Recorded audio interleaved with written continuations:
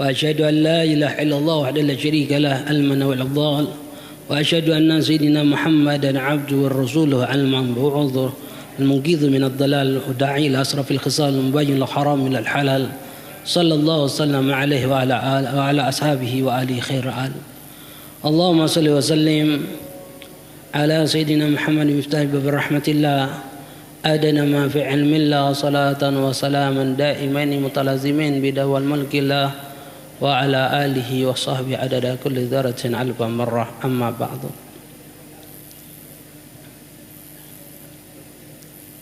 يا معشر الحاضرين والآباء والإخوان المستمعين رحمنا ورحمكم الله. Alhamdulillah, thumma alhamdulillah, puji-puji syukur kehadirat Allah Subhanahu wa taala atas berbagai macam limpahan rahmat nikmat yang Allah berikan kepada kita, terutama nikmatul Islam, nikmatul iman, nikmat kita dijadikan umat Nabi Muhammad sallallahu alaihi wasallam, ni'mal hidayah, inayah, taufik, wasihah wal afiyah. Begitu juga salam serta salam sudah henti-hentinya kita haturkan, hadiahkan kepada yang kita Nabi Muhammad sallallahu alaihi wasallam beserta para keluarganya, para sahabatnya, para tabi'in, tabi'in wa man tabi'ahum bi ihsan ila yaumiddin.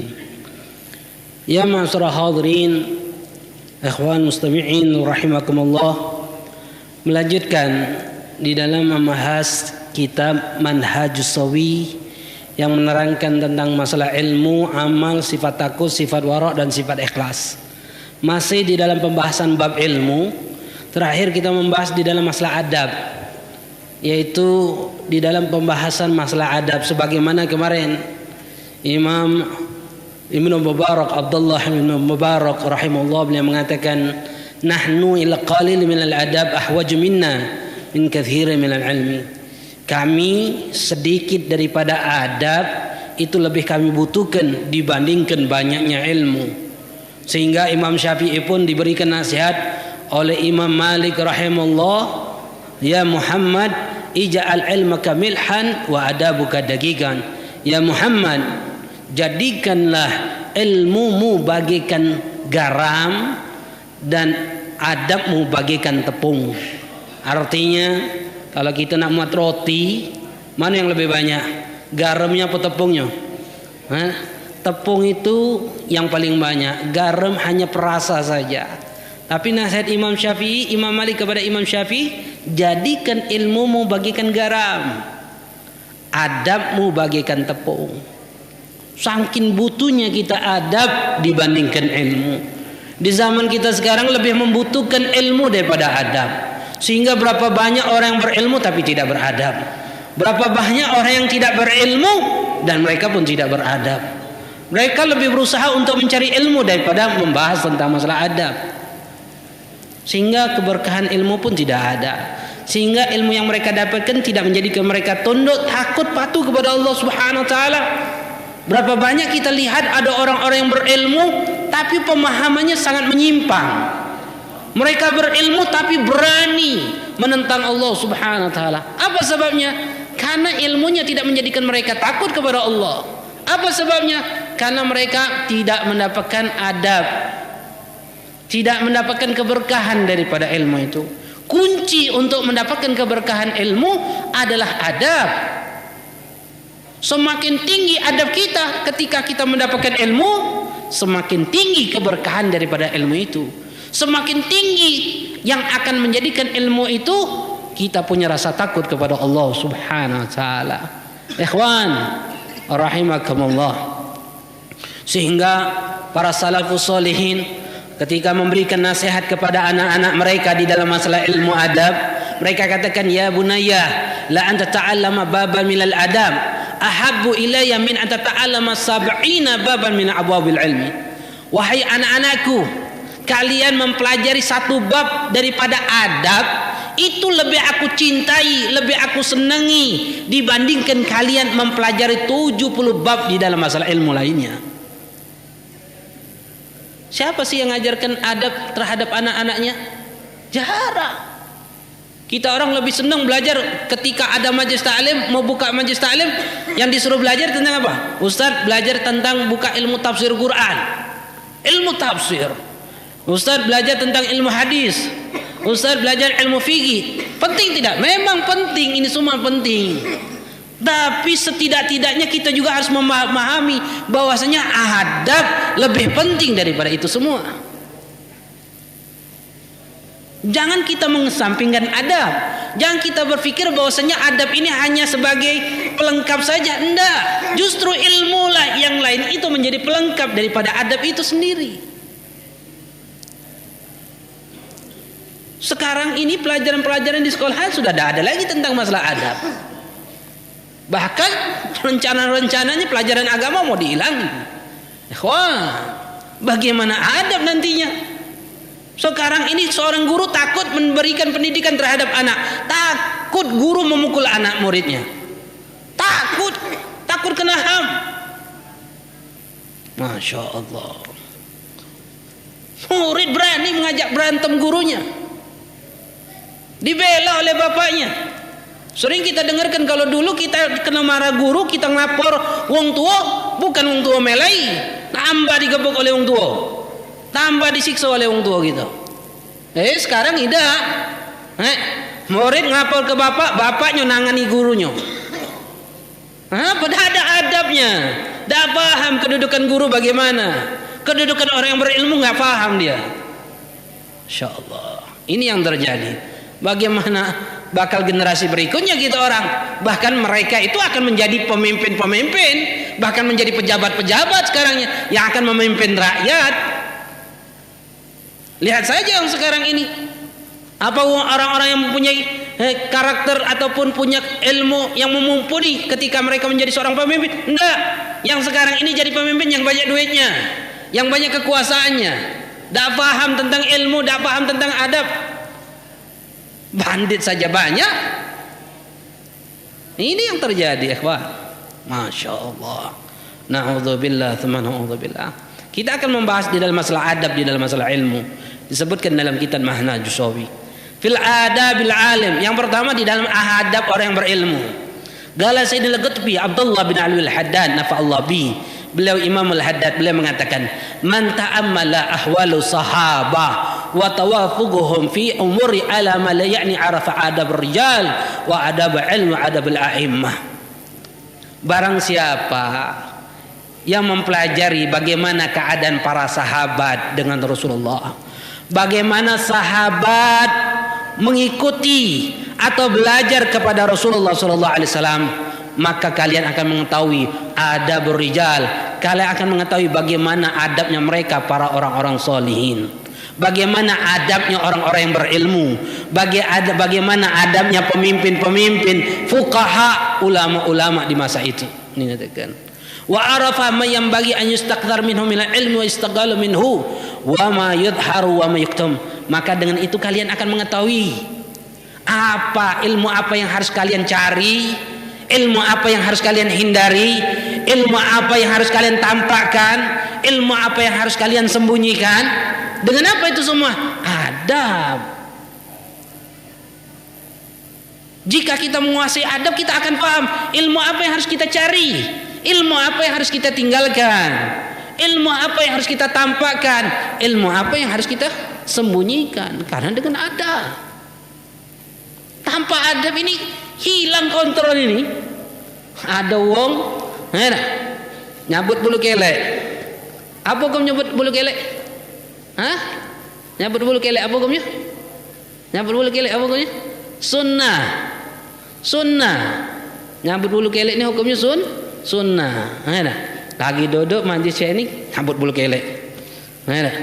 Jika kita, kau nih nyabut bulu kelek. Kau nak ngelawan sunnah tu tak nyabut bulu kelek ni. Kau nak larang nyabut bulu kelek. Nah ini lain gila tadi tu. Dia katakan, tak paham nyabut bulu kelek sunnah, tapi adabnya harus kita paham kapan. Dia katakan, hal yang seperti inilah kawan. Ada seorang melakukan suatu amalan yang perbuatan itu sunnah, tapi menjadikan polemik di masyarakat. Paki dia ngomong, kau ni jangan hidup itu kau tu tingkah laku kau. Paki ngomong, ini sunnah, tak uang berdosa gara-gara. Biarkanlah uang berdosa. Yang penting aku nak hidupkan sunnah. Ini juga salah. Ketika kita nak hidupkan sunnah silakan, tapi jangan menjadi polemik, jangan jadi bahan dosa orang lain. Ketika engkau menghidupkan sunnah dan orang akan menjadikan gunjingan engkau, hukumnya haram. Wa min taqwallah itqa'un nas, daripada sifat takwa juga kepada Allah itqa'un nas, jaga dirimu dari celaan manusia. Kau harus pahami adabnya. Kapan kita harus menghidupkan sunnah? Kapan kita harus menyembunyikan sunnah itu? Kapan kita harus terang-terangan? Kapan harus kita sembunyi-sembunyi? Kita harus paham. Kalau orang tidak paham, repot di zaman kita sekarang ini. Mentang-mentang menghidupkan sunnah, akhirnya menjadi permasalahan di masyarakat, menjadi cemooh di masyarakat, sehingga masyarakat itu menjadi dosa. Dengan alasan, kenaklah situ, yang penting aku nak hidupkan sunnah. Uang berdosa galau, biarlah uang berdosa, aku tidak. Tapi kau tahu tak gawenya setan? Gawenya setan itu muat uang berdosa. Gawenya setan itu muat uang berdosa. Lalu apa samanya, apa bedanya kau dengan setan? Yaitu sama, gagal kau uang berdosa, setan juga sama. Artinya kita harus paham. Dengan apa? Dengan adab. Kalau kita menguasai adab, kita akan paham, sehingga tidak menjadi polemik. Tapi kalau orang tidak paham tentang masalah adab, oh ini khatir. Kalau dia berilmu, berbahaya ini. Gampang menyalahkan orang yang seperti ini. Ini katakan, woi haram. Mana dah? Ini dalilnya. Tidak seperti itu. Ini katakan. Jangan mentang-mentang dalil kau sudah menyalahkan orang lain. Imam Syafi'i pernah datang suatu kampung yang di situ kampung itu bermadzhab Imam Malik. Yang Imam Malik pada saat itu tidak mensunnahkan untuk kunut. Imam Syafi'i sunnah kunut subuh. Ketika Imam Syafi'i disuruh pintakan untuk jadi imam salat subuh, Imam Syafi'i tidak kunut, meninggalkan kunut. Sehingga orang-orang yang ikut dengan Imam Syafi'i pada saat itu setelah selesai sholat, keluar Imam Syafi'i, lalu sahabat-sahabat Imam Syafi'i, murid-murid Imam Syafi'i bertanya kepada gurunya Imam Syafi'i, wahai Imam, kenapa kau tidak kunut? Bukankah di madzhabmu disunnahkan untuk kunut?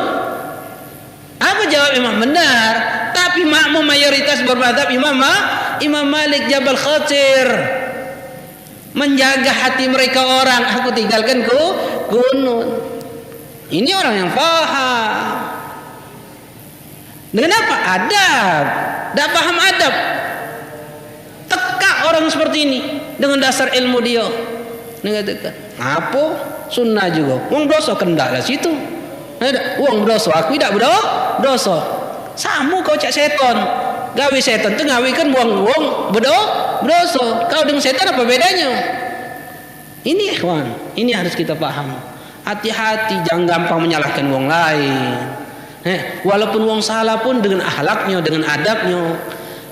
Hasan wal Husain, cucunya Rasulullah SAW, ketika melihat ada orang salah solatnya, merupakan sahabatnya Rasulullah SAW, ketika salah solatnya, apa yang dilakukan oleh Sayyidina Hasan wal Husain untuk menegur orang tersebut? Si adik ngomong, kak, itu orang tersebut salah solatnya, kasih tahu kak. Maka si kakak ini Hasan mengatakan, enggak, kau bedek, enggak tahu, dia orang tua. Aku dah pantas, kakak lebih pantas untuk ngasih tahu dia. Oh ya sudah, seperti ini kita. Coba kita tanyakan, kita pura-pura kita tanyakan, siapa sholat di antara kita yang lebih benar di hadapan orang itu. Akhirnya sahabat Hasan wal Husain nanya kepada orang tua tersebut, wahai sahabatnya Rasulullah, kami ini berbantah. Kami ini mencari siapa yang paling benar di antara sholat kami. Tolong kau perhatikan, nilai di antara kami siapa yang benar. Dia sholat Sayyidina Hasan seperti ini. Kemudian Sayyidina Husain pun seperti itu sholat. Siapa yang benar? Maka orang tua tersebut pun tersenyum. Akulah yang salah. Kalian yang benar. Hakada. Seperti ini negara orang. Ada akhlaknya, ada adabnya. Tak paham, nyalakan orangnya tanpa mengetahui adab dan akhlak tersebut. Walaupun benar, tapi salah coronya, tidak memahami adabnya. Ikhwan wal akhwat yang dimuliakan oleh Allah Subhanahu wa taala. Undur kaifa lam yaj'al Rasulullah an rijal syadid bayad as-salam man huwa wa min aina jaa hatta ibtada bi nafsi yahki li Umar ba'da umadda. Bagaimana Rasulullah sallallahu alaihi wasallam ketika ada seseorang dengan pakaian super putih, rambut yang putih datang kepada Rasulullah sallallahu alaihi wasallam. Pada saat itu Rasulullah tidak bertanya, diam Rasulullah. Tidak ada yang bertanya para sahabat, diam pun juga para sahabat. Yang pada saat itu Sayyidina Jibril radhiyallahu anhu yang menjelaskan tentang masalah iman, Islam, ihsan. Pada saat itu Rasulullah nanya, siapa kau? Enggak, karena Rasulullah punya akhlak. Diam Rasulullah. Rasulullah tidak bertanya, dari mana kau? Enggak, Rasulullah diam pada saat itu. Sehingga apa? Sehingga orang itu memulai sendirinya menanyakan kepada Rasulullah sallallahu alaihi wasallam, yang mengajarkan kepada Rasulullah sallallahu alaihi wasallam. Begitu juga setelah orang itu pulang, para sahabat tidak ada yang bertanya kepada Rasulullah. Sampai kapan? Sudah berapa lama baru Rasulullah sallallahu alaihi wasallam menyampaikan cerita itu kepada Sayyidina Umar. Siapa yang datang gerangan tersebut? Ini akhlak. Ini akhlak. Bagaimana keadaan para sahabat?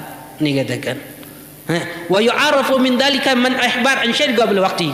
Dari sini pun kata ulama diketahui bahwasanya Rasulullah itu tidak memberikan kabar, tidak memberitahukan kepada siapapun kecuali ada waktunya. Nah, di sini paham bahwasanya ketika kita memberikan nasihat ya juga keadaan. Tidak asal kita nak nyampaikan, nyingok kondisi, sikon. Ini katakan sedikit demi sedikit, walaupun apa yang dilakukan ini haram, tapi sedikit dengan sedikit. Dengan apa? Akhlak dan adab. Bagaimana kita mendengarkan cerita-cerita wali songo yang mendatangkan Islam ke negeri Indonesia. Sebagian mereka pun ada yang ikut mengadu ayam, sedangkan mengadu ayam itu adalah sesuatu yang diharamkan oleh Allah. Apa terang-terang langsung keras? Enggak, perlahan dengan adabnya. Inilah ikhbar, memberikan khabar, memberikan ilmu an syai'in atas sesuatu fi waqtihi, di waktunya. Kita harus kondisinya paham yang kondisi seperti ini. Kalau mafasid, kerusakan akan lebih besar, jangan kita tampilkan sedikit demi sedikit sampai suatu saat itu hukum akan hilang dengan sendirinya, kemaksiatan akan hilang sendirinya. Ini katakan. Wa qala radhiyallahu anhu la yajidu alim ladzata ilmi hatta yuhaddith nafsa wa halagu wa yastaqim ala kitab sunnah wa yarma riyasa tahta gadami. Imam Al-Haddad beliau mengatakan tidak akan ditemukan orang yang berilmu itu kelezatan ilmu kecuali dia sudah menguasai nafsunya, dia menguasai akhlaknya, dan dia istiqamah sesuai dengan Al-Quran dan hadis. Baru dia akan merasakan lezat ilmu, kelezatan di dalam ilmu. Di antara akhlak daripada orang berilmu, yang pertama adalah al-insaf. Al-insaf artinya adalah mengakui kesalahan. Ini sifat sudah jarang. Ini katakan al-insaf, mengakui kebenaran orang lain, kesalahan di dalam diri kita. Ini sifat daripada akhlak orang yang berilmu. Familal adab al-insaf, qala Imam Abdul Bar rahimahullah, min barakatil ilmi wa adabi al-insaf. Al-Imam Ibnu Abdul Bar beliau mengatakan, seorang imam besar, karena Imam Al-Kabir, dikatakan Al-Andalusia Al-Maliki, di negeri Andalus, Spanyol, bermadzhab Imam Maliki, yang lahir tahun 368 Hijriah, wafat di tahun 463 Hijriah, seorang ulama Andalusia Spanyol pada masanya tersebut. Beliau katakan apa? Min barakatil ilmi wa adab, keberkahan ilmu dan keberkahan adabnya ilmu itu adalah al-insaf, menyadari kesalahan kita, menyadari akan kebenaran dari orang lain. Ini katakan Imam Malik rahimahullah, beliau katakan apa? Ma fi zamanina aqal min insaf. Kata Imam Malik, sangat sedikit di zaman kita orang ini sifat al-insaf, menyadari kesalahan kita, membenarkan akan kebenaran dari orang lain. Sangat sedikit di zaman Imam Malik, apalagi di zaman kita Imam Damiri beliau mengatakan apa? Hadza fi zamanil Malik, itu di zaman Imam Malik. Fa kaifa bi hadzal zaman? Bagaimana di zaman kita sekarang? Imam Damiri, imam yang lahir tahun 742 Hijriah, wafat di tahun 808 Hijriah. Sekarang 1400 tahun.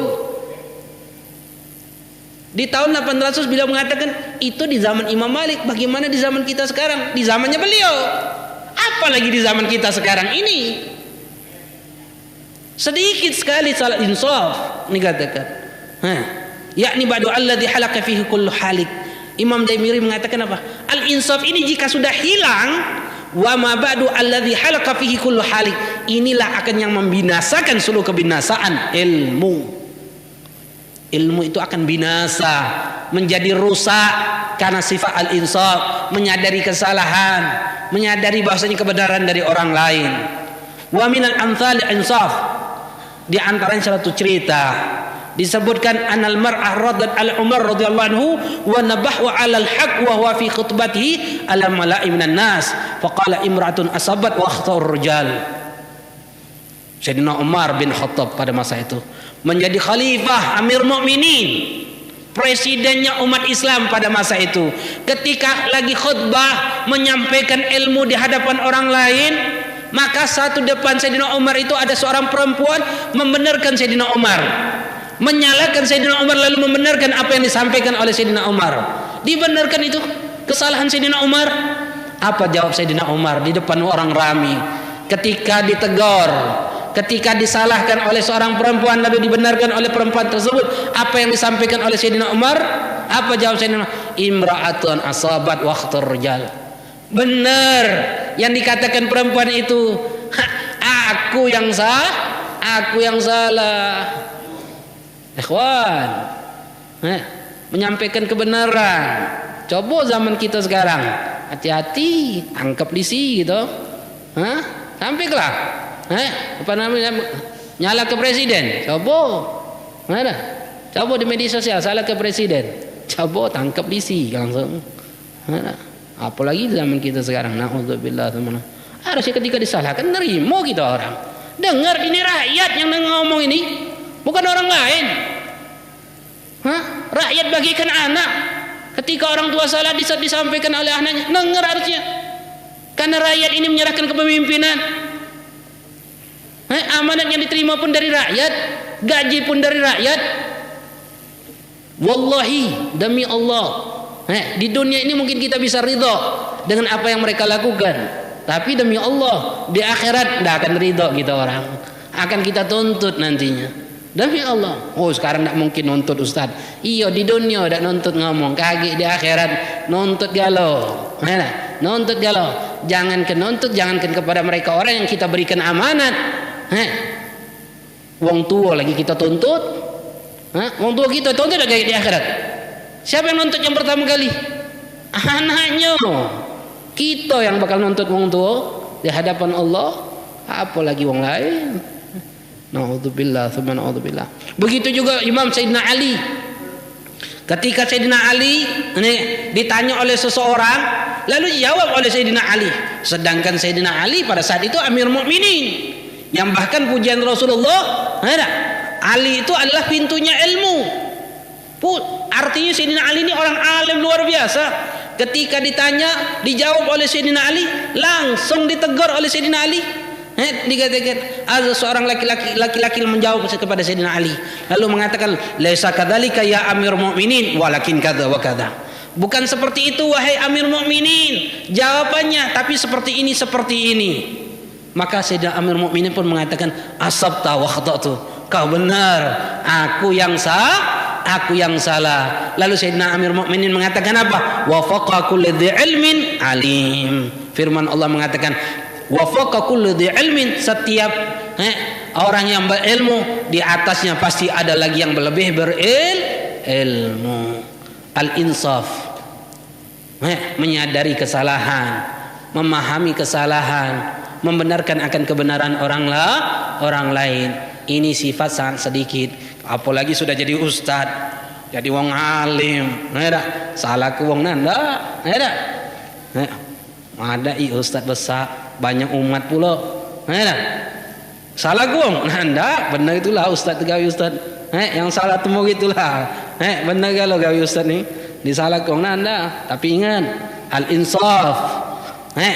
Ketika disalahkan wong kita nerimo. Di zaman Imam Malik sangat sedikit, apalagi di zaman di kita ini. Di zaman Imam Malik sangat sedikit. Apalagi di zaman kita. Mudah-mudahan kita punya sifat itu.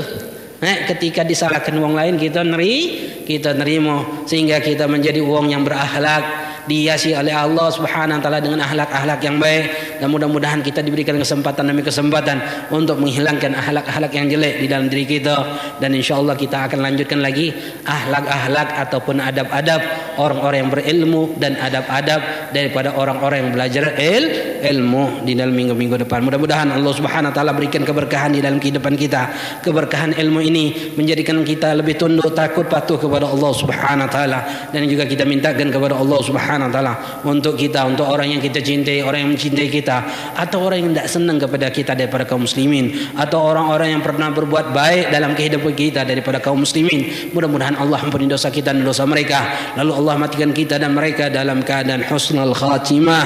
Ya Allah biha, ya Allah biha, ya Allah bihusnul khatimah. Rabbana taqabbal minna innaka antas samiul alim wa tub alaina innaka antat tawwabur rahim. Wa sallallahu ala sayyidina Muhammadin bil wa ala alihi wasallam. Subhana rabbika rabbil izzati amma yasifun wa salamun alhamdulillahi rabbil alamin. Hanya ini yang bisa saya sampaikan, kata-kata yang tidak baik, ucapannya tidak baik.